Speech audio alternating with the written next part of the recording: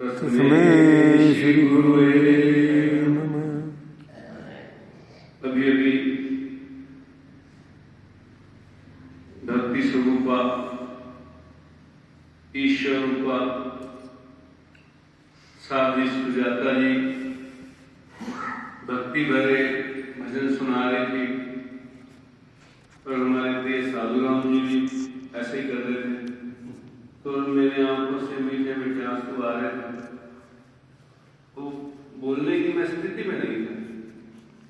मैंने 2-4 दाने में अपनी चेती को बोला कि किशमिश के लो। 2 दाने किशमिश से मैंने थोड़ी सी शक्ति जुटाई और जैसे ही मेरे मुख पर देवाधिदेव महादेव का नाम आया तो लाखों गुना मेरे अंदर ताकत आई। उसी वक्त ही विस्तृत ये है नाम की लाखों गुना। उसका नाम लेते ही जिसमें चमक आ जाए, जिसके अंदर शक्ति आ जाए, तो समझो आपके अंदर भक्ति उतर गई और रोना ही आ जाए। जिसको मजा ही नहीं आया सत्संग में तो मरे हुए जिंदा हो जाते हैं। एक बार मैं घर खाना खा रहा था, मेरे को दौरा आ गया, यूं गिरा। तो माँ बाप का लाडला बैठा था, प्रसादी मेरी हो चुकी। तो मेरी माँ ने मुझे बोला गुरुजी आ गए। मैं भाग पड़ा, दौरे में भाग पड़ा। अब भाग पड़ा तो मैंने गुरुजी कहा, बोले हम तो हंसे। तो मैंने गुरुजी को चिट्ठी लिखी कि ऐसे ऐसे बात है, लड़के को दौरे आते थे, मेरे को इलाज करना उसमें समझ नहीं थी कैसे कर दौरे का। तो मैंने भगवान को कहा प्रभु इसके दौरे मुझे दे दो, पर इसे ठीक कर। वो ठीक हो गया, मेरे को दौरा। तो मैंने लड़के कहते रोक कर लेके तो तेरा इलाज मांगे। मैं क्या वो आपको समझ नहीं है, मेरी बीमारी का मैं जानता हूँ। तो मेरे को समझ। मैंने गुरुजी को चिट्ठी लिखी, गुरुजी ऐसे ऐसे बात कहते बेटा तेरी क्षमता नहीं है धागे धुगे बनाने की, तो ये काम छोड़। तेरा काम है भजन करो और लोगों की सेवा। जो काम तेरी समझ में है वो मत करो, वो तेरी ताकत से बात मत कर। Cut your coat according to your coat. अभी भी बात चल रही थी कि कृष्ण प्रभु को जब वो छोटे थे उसकी माता बोलती थी कि यमुना में गाँव है, तू मत जाइए। एक दिन जब थोड़ा सा समय आ गया उनका, समय से पहले वो सुनते रहे। समय बोले कि आज तो मैं यमुना में जाऊंगा, नहीं तो मेरे को तो हो। ये है भारतीय संस्कृति। भारत के ऋषि मुनि तपस्वी लोग इतनी क्षमता करते हैं कि हिंसक जानवर भी उनके आगे झुकते हैं, उनके आगे प्रणाम करते हैं। उसमें एक बात सुना। एक बार तो मुल्क महाराज समाधि की अवस्था में अमृतसर में जा रहे थे। वो सामने 2 सांड आपस में टकराए हुए बिल्कुल, और लोग पीछे पीछे से तमाशा देख रहे हैं। और प्रभु मुल्क उनके बीच में से ऐसे उनके बीच में से मिल गए। और प्रभु रामलाल जी अपने घर में से दिव्य दृष्टि से देखते हैं यार भक्त हमारा ऐसे चला गया, देख लिया कि शेर चले गए। फिर भी उनको बर्दाश्त नहीं, उनके घर तक चले गए। घर तक चले गए, बताओ कितना प्यार। कहते ठीक है मकसद। तो ये हाउ हाउ जो है ना, कृष्ण भगवान जो है अपनी दिव्य शक्ति से, योग शक्ति से उस कालिया नाग को वश में कर। तो हमारे घर में, हमारा घर जंगल है समझो, तो उसमें मिन्नी वो है क्या चिड़िया है। कभी वहां गो होती है, कभी वहां सांप आता है, कभी तोते आते हैं, कभी चिड़ियाएं आती हैं, कभी गिलहरी आती है, कभी चूहे होते। तो छोटा सा तो वहां वो अक्सर रहने लगी। तो बच्चे जो छोटे हैं वो डरे। मैं कहते मैं तो शंकर भगवान का भक्त, और क्या यहाँ और क्या आएगा हमारे पास, मेरे को तो कोई डर नहीं है। मैं सोया मारने में घूमने। और छोटे बच्चे डरे तो पेशाब नहीं। ठीक है, तो हमने एक जो वन विभाग है वहां फोन किया, जो आए तो वो बेचारा भाग जाए, फिर वापस चल जाए, आए फिर भाग जाए। 3-4 बार गए। तो मेरा बेटा थोड़ा चुस्त है, छोटा, वो टीवी देखता रहता है। ऐसे बातें बोलने वाले क्या करते, उन्होंने एक लट्ठी बनाई, छोटा सा, उससे सांप कभी मरता नहीं कभी, उससे उससे आप सांप की गर्दन को आसानी से पकड़, ऐसा यंत्र बनाए, मरेगा नहीं, उसको पकड़ के बाद छोड़ो। तो मेरे बेटे ने अचानक पकड़ा, कहते बड़े भाई को कहता चल स्कूटर पर जंगल छोड़ो, उसको जंगल छोड़ो। और मैंने किसी मेरे चेले को बात कर, उनके घर में सांप आ गया। मैं क्या ऐसे ऐसे मेरे बेटे पर छोटी सी छड़ी है तो उसको फोन कर दो। अब वो सपेरा बन गया, उसके घर में गए, उसका मिस्त्री काम ना करे, उसका सांप पकड़ के छोड़ के आए। फिर उन्होंने वहां अपनी फैक्ट्री में रखी, वहां सांप जब भी आए तो उससे सांप नहीं मरता, सांप आपको काटने की दूरी पे होता है और आराम से वश में जाता है। उनकी थ्योरी ये है कि कोई ऐसा यंत्र बनाओ जिससे उसको हम पकड़ ले। लेकिन हमारी थ्योरी साधना के बल पर, दिव्य शक्तियों के बल पर है कि हम जैसे आम सपेरे मंत्र से सांप को पकड़ लेते। ये बड़े सपेरे हैं कृष्ण भगवान, बड़े सपेरे, इनके आगे सब सपेरे फेल हो जाते। तो मैं पहले भी कहता हूं कि ये प्रभु मुल्कराज जी महाराज का अवतरण दिवस है।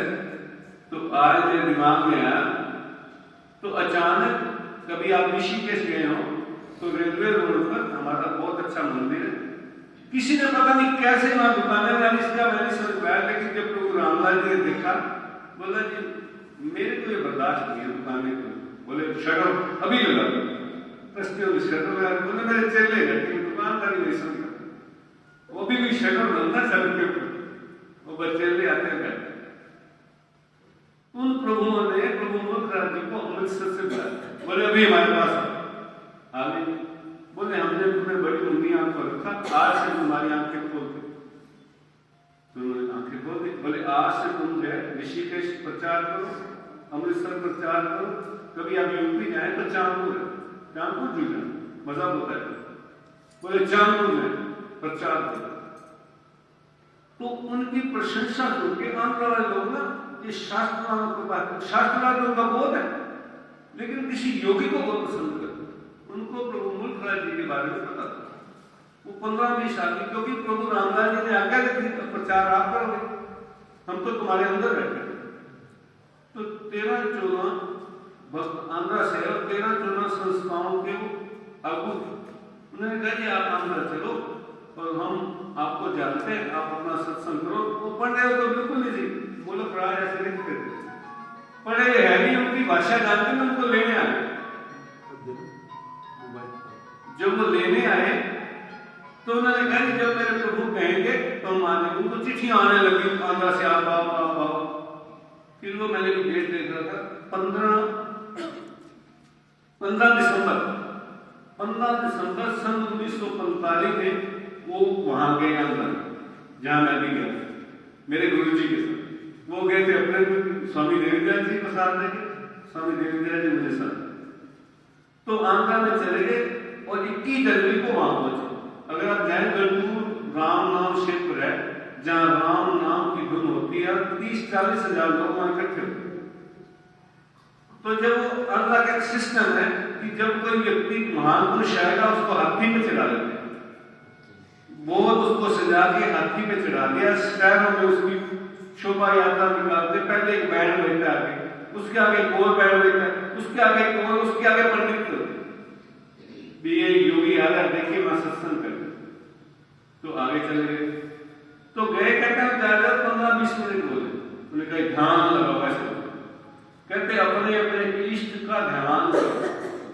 आप हनुमान के भक्त हैं, हनुमान को याद करो, राम के भक्त हैं, राम को याद करो, कृष्ण के भक्त हैं, कृष्ण को याद करो। और किसी की खेजड़ी लगी अपने दादू जी को लगे, अमृत टपकने लगे, किसी की दादू लगी तो डड्डू की तरह नाचने लगे, किसी की भस्त्रिका चलने लगी। जैसे मैं सबसे पहले भस्त्रिका करता, ऐसे ऐसे नाचता रहता, सत्संग मैं नहीं देता, ऐसे ऐसे नचे तो आधा घंटा। फिर उन्होंने एक नई चीज मैं भूल गया, आवाज करना ज्यादा करता हूँ क्योंकि वो विद्या भूल जाता। फिर मैं आधा मिनट मैं जानता हूँ बस कुछ करना। तो जब ऐसा हुआ तो वहां राम गोगली की हजारों लोगों ने दीक्षा ली, लाइनें टूटते ना, हजारों लोग। एक रानी ने भी दीक्षा। राजाओं का एक नियम होता है कि जिसको राय दिया जाए उसको 80 पैसे दिला दें, क्योंकि उसने राज करना। और जो छोटा जिसने राज ना उसको 20 पैसे। उस रानी को, सरस्वती रानी थी, उसको 20 पैसे, 25 किले में तो उसका महल था जिसको 20 पैसे दिए। वहां भूत लोग रहते, क्योंकि जब से प्रभु मूलराज ने आचरण डाले मैं तो सत्संग कर गया देता है, वो गुरु बन गई थी। वो सितार बजाती थी और लेडीज और 2-4 लेडे चेले बना लिए अपना डांस काफी डांस करते। जब हम दोबारा मैं गया उस समय तो 4 कारें खेल रहती थी हर दरवाजे। जब मैं गया तो कमजोर हो चुके थे। उसका लड़का डांस सिखाता था, राजा का लड़का होटल में डांस सिखाता। तो हम गए उस महल में, मैं साथ में था, हमें कुर्सियों बिठाती, चांदी के बर्तन रखती। एक दिन महाराज ने डांटा, कहते बेटा तुम चेले हो, चेले का क्या अपने संस्कार दिखाओ, ये नीचे बैठ के खाएंगे, तुम उसकी कुर्सी में बैठ के मार ठोकेगा और क्या होता। गुरु जी को बाहर एक वृक्ष दे दिया कि यहाँ आम का वृक्ष है, भक्ति करो। बोले ये हमारे लिए पूजा स्थल होता है, सारी जिंदगी आपकी यहाँ पूजा के सारी जिंदगी। फिर रानी जो उसकी लड़की थी, क्योंकि वो गुरु जी की गुरु बहन थी, उसने कहा मैं नहीं आपके चरण धोली, मेरी जो बहू अब आपके चरण धोले। तो दूर से उन्होंने, जैसे आम हमारे ऋषि मुनियों की मर्यादा है, दूर से उनके पांव धोले। तो ऐसे मैं भी वहां पर योग सिखाया, लेकिन मेरे महाराज वो स्टेप में सिखाते तन के लिए योग करो, मन के लिए योग करो। तन वाला इस विद्या को समझ नहीं सकता। तन वाला कहता है मेरी तो बीमारी ठीक हो, मैं जाऊं। भक्ति वाला तो है प्रवाह बीमार आ गया भाई बची जा। भक्ति में और बात अवैश आया नहीं। एक बूढ़ा जी मेरे पास आया, अनंतपुर में मैं योग सिखाने गया, बिल्कुल ठीक सा हमारा सब 65 साल का था। जब नाचने लगा 16 साल की लड़की ना नाचने, मैंने अपने आप में 16 साल की लड़की 65 साल का हमने भक्ति में ये बल्कि जैसे संगीता को मैंने देखा, इसमें गुण है, ये मूर्ख है, इसको उनको उठाए जवान देगी मेरे मुख से कहते तो जवान देगी सदा बड़ी सभा में कहते। लेकिन सूत्र जी बैठे नहीं, वो उम्र खत्म हो जाएगी, भगवान देगा मैंने कैसे समय दिया। इसलिए सब जैसे भी साध्वी सुजाता जी ने समय का सदुपयोग करो, जैसे धन का सदुपयोग करो, समय का सदुपयोग बुढ़ापा नहीं आता। ये भारतीय ऋषि मुनियों की पर है। जैसे मैंने सोचा 15-20 मिनट 15 मिनट किसी न किसी मूड पे नाच लो, आपके सारे लोग की ताकत आप में आती। कई बार मैं मेरे घर वाले तक नाच उन्होंने शर्म कर तो बैठी ये मत सोचो हमारी उम्र हो गई है, ये सोचो कि इस उम्र में जवान कैसे हो गए। ये सोचो नहीं से नहीं खोज करो। मैं कहता हूँ आई एम 67 इयर्स यंग, मत कभी ओल्ड मत। ओल्ड तक क्या बस उम्र क्या। जैसे मेरा टीचर था 58 साल की उम्र का, 60 साल की उम्र में उसको रिटायर किया, रोने लगे, कहता I am 60 years young, government has retired. रोने लगे, अपने चेले के नीचे जाकर नौकरी कर ली। कहता मैं ये मैं नौकरी छोड़ू। चेले के नीचे कौन, चेले के नीचे जाकर इतना बड़ा यूनिवर्सिटी का डॉक्टर रिटायर होकर वो बाकी उसके साथी सब मर गए, तो काना होगा, बंदा होगा। वो 100 साल का अपनी दिल्ली रह करके बच्चे चले गए, बड़ा वीआईपी आदमी था, फौरन चले गए। कल जब दिल्ली से कुरुक्षेत्र आता, कोई उसको संभालने 100 साल की उम्र। ये जब आप यंग सोचोगे 100 साल की उम्र में बूढ़े, वो स्विमिंग करता था भी कोई भी चीज, लेकिन मैं स्विमिंग को इतना अच्छा नहीं समझता, क्योंकि योग से भगवान ने देने, स्विमिंग से क्या देने। ये नाचती है तो ठाकुर तेरे सामने प्रकट हो जाए होगा, लेकिन तू अपना धर्म में चल। तो ऐसे ही जो मैंने प्रभु मूलराज जी को देखा और मेरे गुरु जी के साथ में गया, तो मैंने वहां आनंद लिया, इतना आनंद कि जिसको मैं शब्दों में आपके आगे प्यार नहीं कर सकता। फिर एक बार हम चले गए मछलीपट्टनम। पहली बार मुझे मछलीपट्टनम ले गए थे, आज से 35-37 साल का, लेकिन मैं नया नौजवान का सरदार था। तो एक लेडी डॉक्टर आई, जिस बात में गुरु जी कृपा करते थे, उसको बुलाते रहे, बेटी खाना मेरे साथ खाना, घर में खाना। देखो उनकी क्या बात है, उसको खाना खाना। वो लड़की लेडी भी डॉक्टर, उसका घर वाला, उसकी छाती में गांठ थी। उसको डर था कि ऐसे मैंने इसको कटवा दिया तो छाती में रोने लगी, एक कैंसर निकली तो उनका क्या। तो गुरु जी ने जैसे इसको 2-3 दिन योग कराया, और खाना खिलाया दीजिए, उसको कहते थे तेरा अनुभव लिख, तुम्हें क्या हुआ? कहते नहीं होता, मैं पता ही दाएं साइड है दाएं साइड। कहते मुझे ये लगा कि जो आपने मुझे प्रसाद खिलाया, आसन में इतना सुन गया, एक डॉक्टर ने लिख दिया, जो आपने प्रसाद खिलाया उसकी कृपा से मेरी छाती में जो कैंसर था खत्म। और फिर उसका घर वाला डॉक्टर, परिवार के डॉक्टर, और फिर जब भी आप उसको पूछेंगे तो प्रधान बन जाए, संस्कारी और बन जाते। और वो कहते थे कि हमें जो है, लोगों को कहते थे दवाई मत खाओ गुरु जी के सामने, दवाई मत खाना, दवाई से भी गुरु जी का योग करना ठीक हो जाता।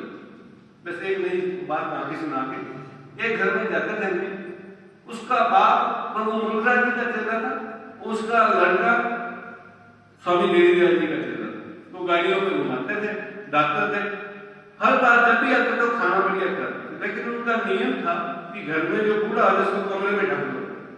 ये नियम है, वो लिहाज नहीं करता सारे नियम।